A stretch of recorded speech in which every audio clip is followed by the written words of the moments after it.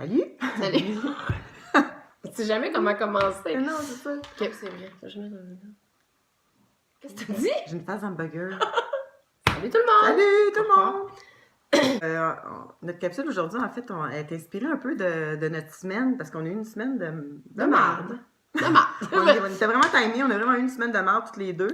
Donc, ça nous a donné l'idée de parler un peu, puis de faire une capsule sur... Ben, sur l'acceptation, parce que, en fait, tout part de là. Tu sais, nous, on est capable d'en parler aujourd'hui, on est capable de vous le dire, d'être transparente que on n'a vraiment pas une bonne semaine, puis on a été capable de se le dire, nous autres aussi, puis de le dire à nos proches, puis tout ça, ça part de l'acceptation de la maladie, puis il y a beaucoup de gens qui sont pas encore rendus là et qui pensent peut-être qu'ils y arriveront jamais, là, mais il y a tellement d'étapes à franchir, un peu comme un deuil, tu sais, c'est un peu comme, comme le deuil d'une personne quand quelqu'un décède.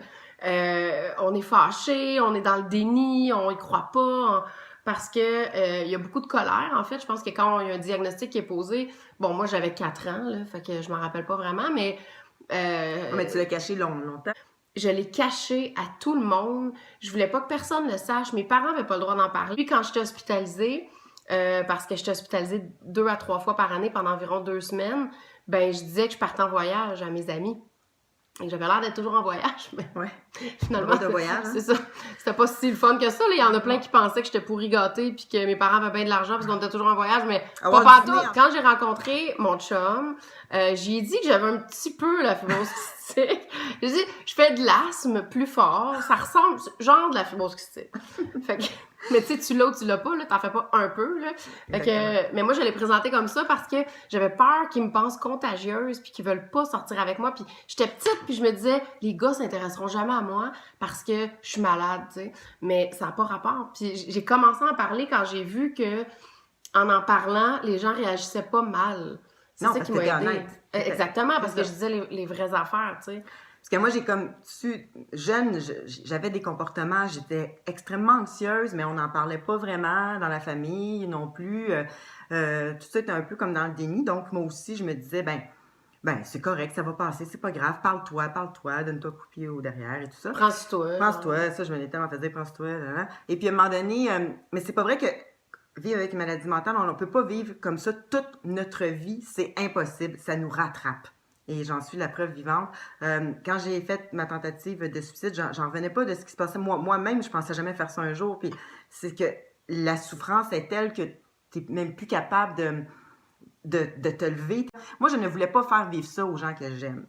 Pour moi, je ne mettrais pas ce poids-là parce que des fois, on veut que les gens nous sauvent, tu sais, on s'accroche aux gens, sauvez-nous. Mais non, on va toujours être seul avec ça. Personne ne peut vous sauver. C'est ça qui est fou, c'est que, ben, en fait, c'est-à-dire, il y a des professionnels qui peuvent aider, avec qui il faut être hyper honnête, il faut être transparent, tu sais, on parle d'acceptation, ben, un coup qu'on accepte ce qui nous arrive, non seulement on est plus heureux parce qu'on est capable d'en rire, on est capable de passer à autre chose, mais c'est que un coup qu'on l'accepte, ben on dit les vraies affaires aussi aux professionnels qui sont les seuls à pouvoir réellement nous aider. Puis parce que le professionnel, effectivement, moi, au début, je disais, oui, c'est correct, ça va bien.